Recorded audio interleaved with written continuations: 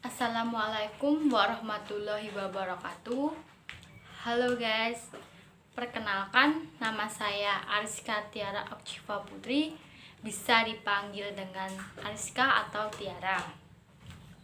Saya tinggal di Gentan Bagi Sukoharjo. Saya kuliah di Universitas Duta Bangsa Surakarta dengan jurusan D3 Rekam Medis kelas 19 A7. Di sini saya akan menjelaskan tentang sistem digestif.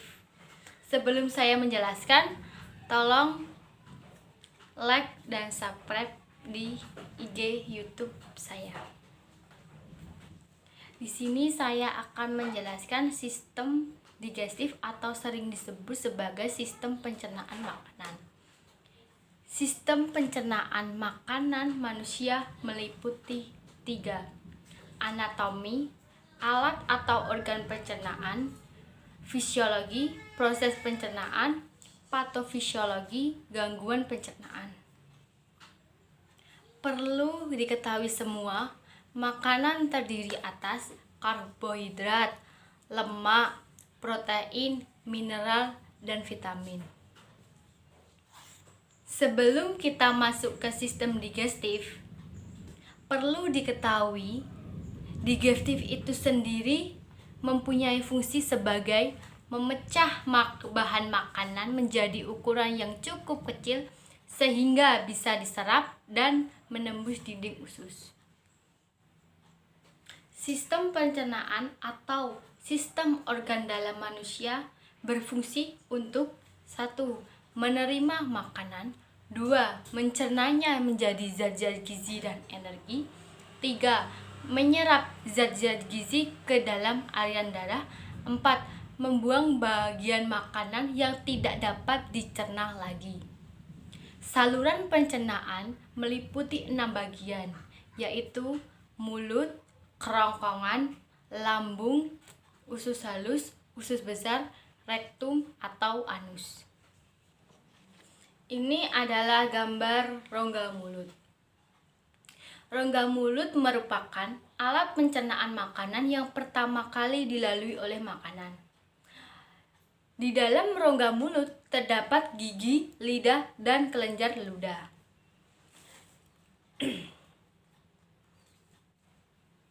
Gigi berperan sebagai pencernaan makanan. Makanan yang dipotong dan dilumatkan menjadi lebih halus. Dan untuk menghasilkan makanan yang lebih mudah dicerna, sebaiknya dikunyah 22-32 kali.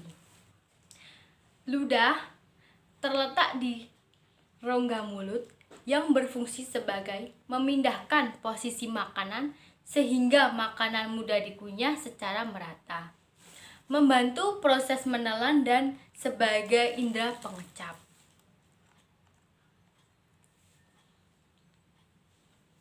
Tiga bagian. 1. Glandula parotis, bawah daun telinga, berfungsi sebagai menghasilkan ludah yang berbentuk air. 2.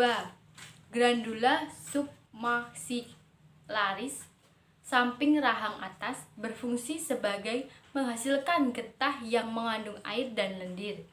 3. Glandula sublingualis, di bawah lidah, menghasilkan getah yang mengandung air dan lendir. Kelenjar ludah, kelenjar yang menghasilkan air ludah. Fungsi kelenjar air ludah sebagai memudahkan penelanan, membantu pencernaan, pelindung mulut terhadap panas, dingin, asam, dan basah. Air ludah mengandung enzim petialin, berfungsi sebagai memecah karbohidrat menjadi maltosa. Selanjutnya ini adalah gambar esofagus atau sering disebut sebagai kerongkongan.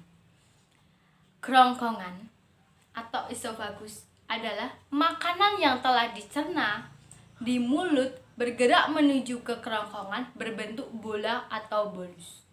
Kerongkongan terdiri dari otot-otot sfinkter yang bekerja dengan gerak yang peristaltik sehingga makanan terdorong menuju lambung. Organ silindris berongga panjang 25 cm dan berdiameter 2 cm, terbentang dari faring sampai kardia, lambung 2-3 cm di bawah diafragma. Dinding terdiri dari 4 lapisan: mukosa, submukosa, mulcularis, serosa. Peranan esofagus atau kerongkongan berfungsi sebagai menghantar makanan dan minuman dari faring ke lambung. Selanjutnya ini adalah gambar lambung. Di lambung terdiri dari 3 bagian, yaitu kardiak, fundus, dan pilorus. Bagian atas kardiak terdapat sfinkter kardiak dan bagian bawah pilorus terdapat sfinkter pilori. Dinding lambung menghasilkan hormon gastrin dan getah lambung. Fungsi gastrin merangsang dinding lambung agar mensekresikan getah lambung. Getah lambung mengandung HCl, enzim pepsin, lipase, dan renin yang berfungsi mencerna secara kimiawi.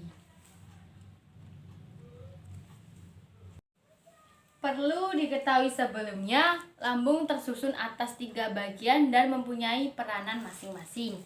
1. Kardiak, terdapat otot sfinkter kardiak yang akan membuka jika ada makanan yang masuk. 2. Fundus, merupakan bagian tengah lambung dengan bentuk membulat.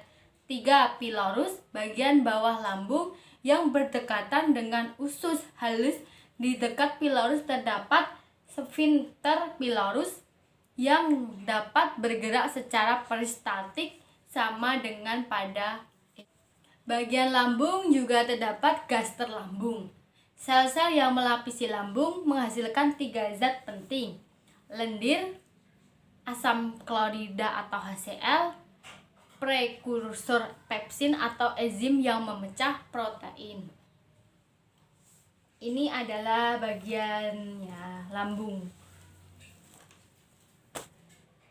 Sekian dari penjelasan saya mengenai sistem digestif atau sistem pencernaan makanan. Apabila ada salah, saya mohon maaf. Wabillahi taufiq wal hidayah. Wassalamualaikum warahmatullahi wabarakatuh. Wabillahi taufiq wal hidayah. Wassalamualaikum warahmatullahi wabarakatuh. Jangan lupa like, komen, dan subscribe di bawah ini.